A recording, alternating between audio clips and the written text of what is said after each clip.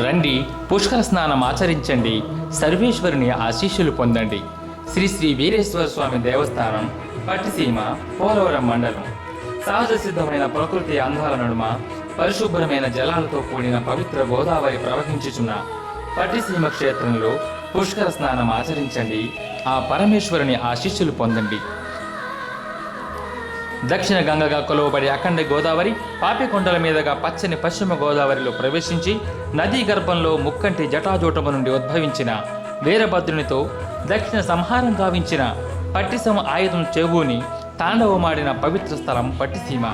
ఆ వీర తాండవమాడిన శంకరుడు ఇక్కడ వీరేశ్వరుడుగా స్వయంభూ లింగరూపంగా కొలువైనాడు.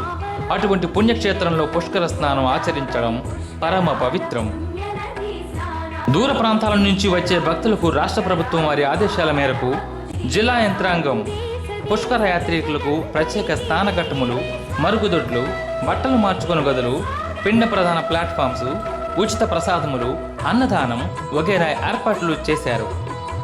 పుష్కరాలకు వచ్చే భక్తులకు జంగారెడ్డిగూడెం పట్టణంలో ఉత్తరం వైపున 7 కొండలలో వెలసిన శ్రీ వెంకటేశ్వర స్వామి దేవాలయం, గురువాయూగూడెం శ్రీ మధ్యాంజనేయ స్వామి దేవస్థానం, బుట్టాయిగూడెం మండలంలో దట్టమైన అటవీ ప్రాంతంలో సహజ సిద్ధంగా వెలసిన మాతృశ్రీ గుబ్బలమంగమ్మ అమ్మవారి ఆలయం దర్శనీయ క్షేత్రాలుగా ఉన్నాయి.